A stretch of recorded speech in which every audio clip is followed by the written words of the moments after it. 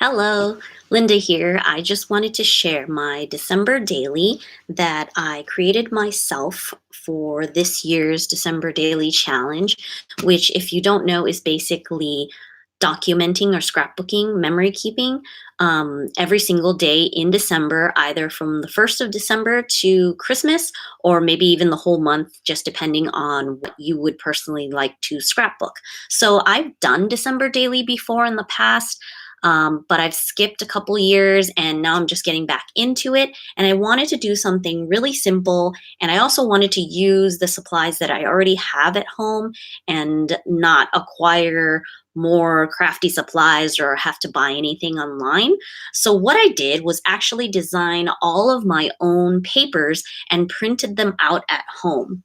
So, this is the album that I have sort of ready. It's sort of like half done. These are basically my foundation pages. So I created the cover and the inside pages and kept them sort of open-ended so that each day I could just add in my photo and some journaling and be done with it. So my cover is this glittery paper that I already had on hand.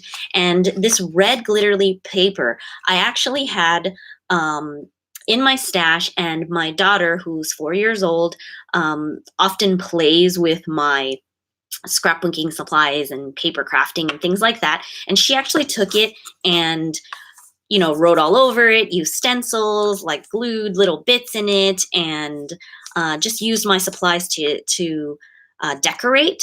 And so I decided to actually use it for the cover of my album.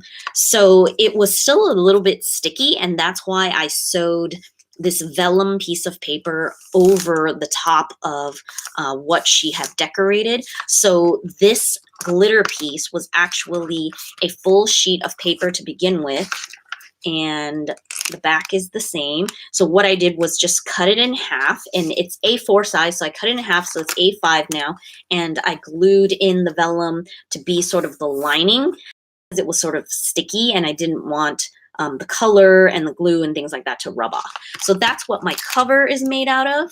And then I printed out this 2019 lettering on some vellum and also wrote up my why, meaning the reason why I am working on December daily.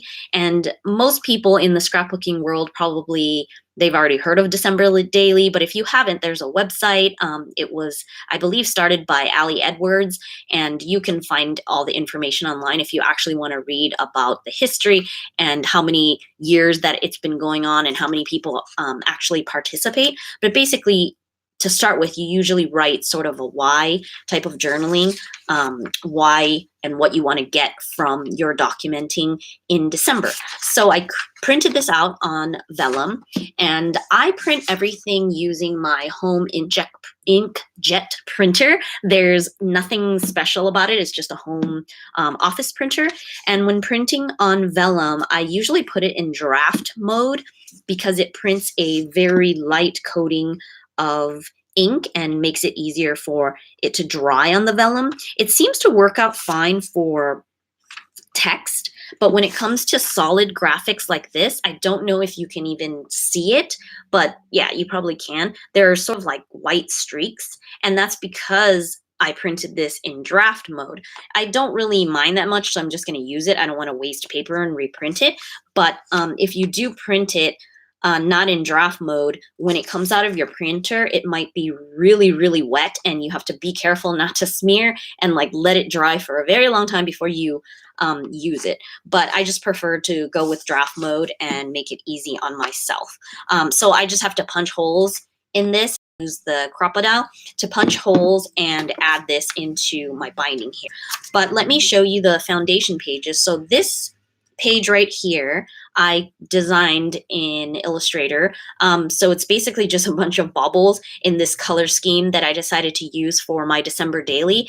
It's definitely reds and greens, but hinted more towards pinks and really, really dark burgundy. And I just decided on using this color scheme really like the fact that I can just design my own papers and create a bunch that go together and print them out at home, so I can print out more copies if I need them as I go along each day creating my December daily. So this was a printable that I just printed smaller in size, trimmed it, and added this little glitter star at the top. So you can actually grab this Life is Good tree abstract graphic on my blog, tortajala.com. It's for totally free download. You can just download this image and use it however you like. You can definitely print it a lot smaller for those of you who are doing pocket pages and prefer to just make like a little 3x4 card with it. But that is on my blog. And the rest of these papers that I have in this album, they're all printed at home with my inkjet printer.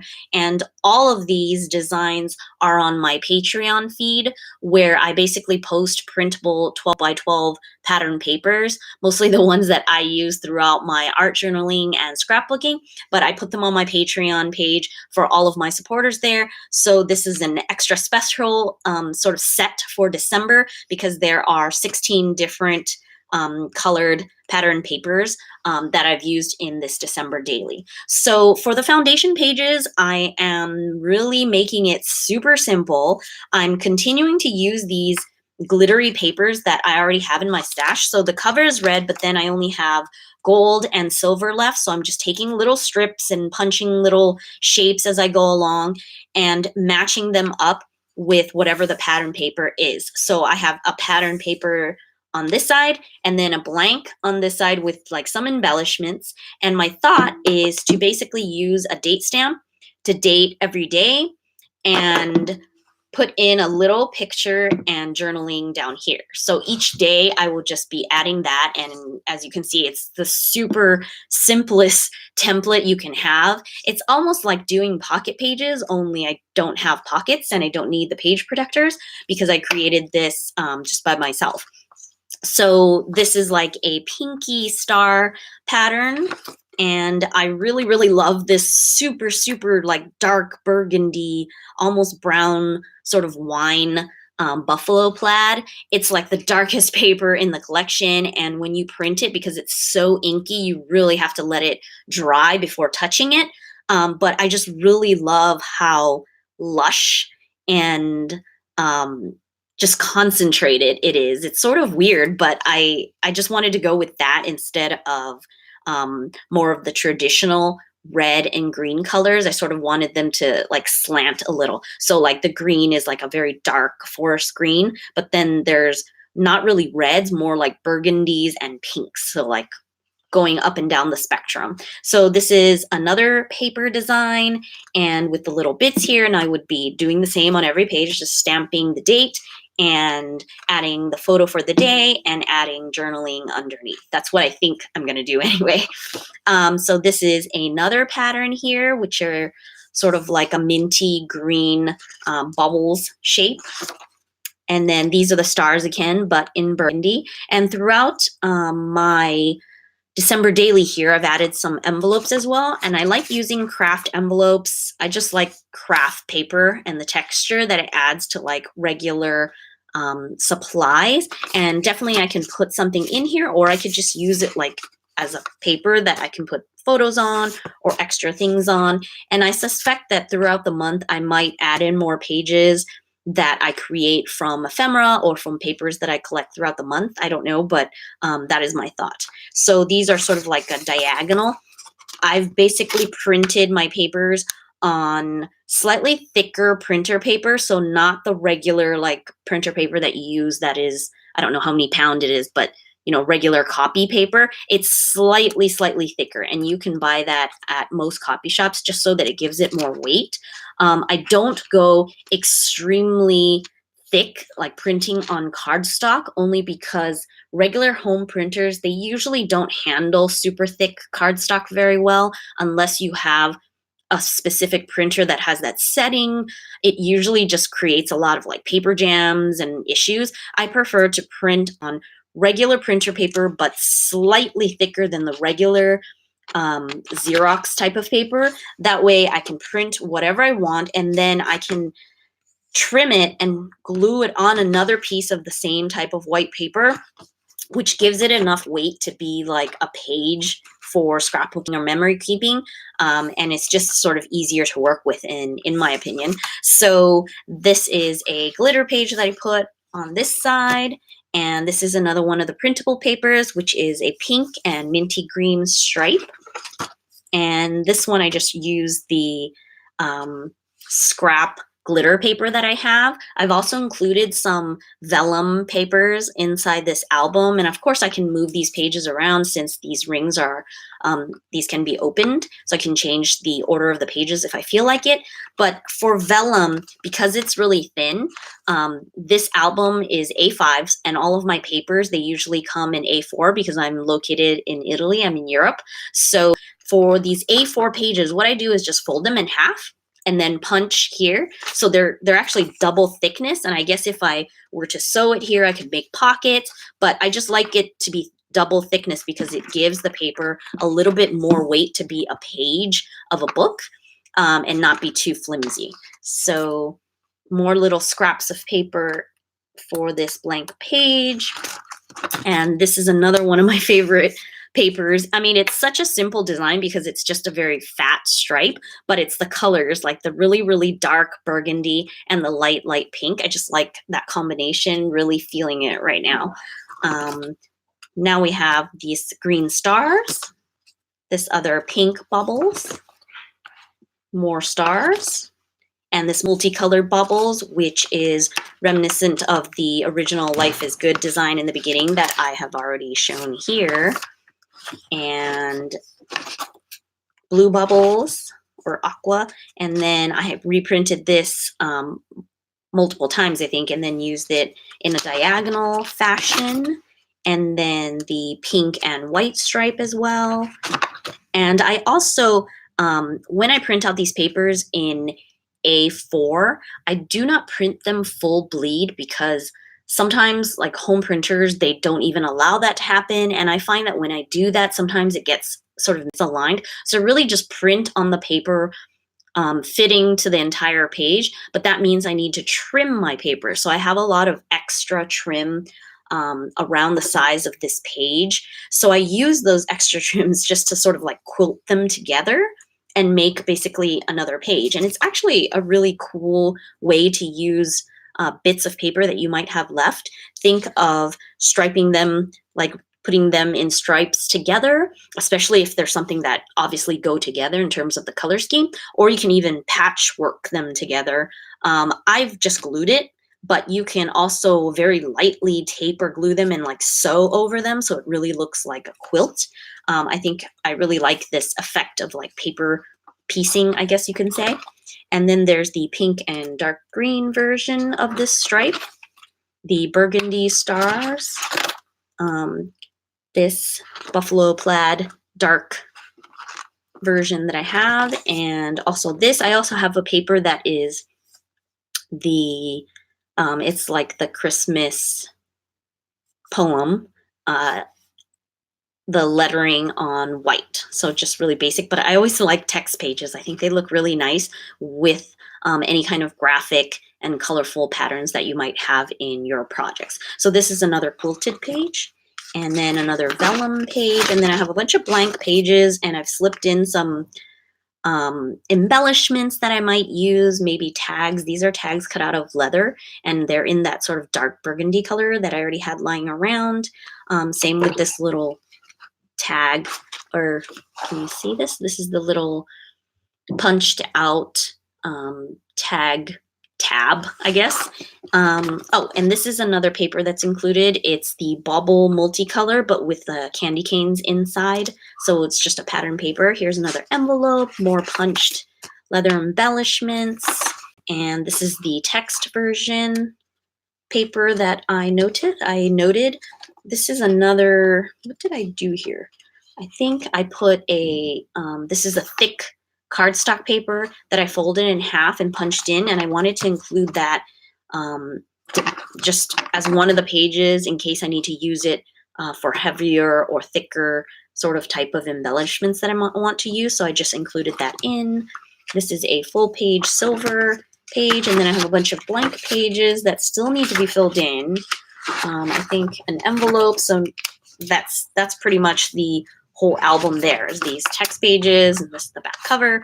So these are the foundation pages for my December daily.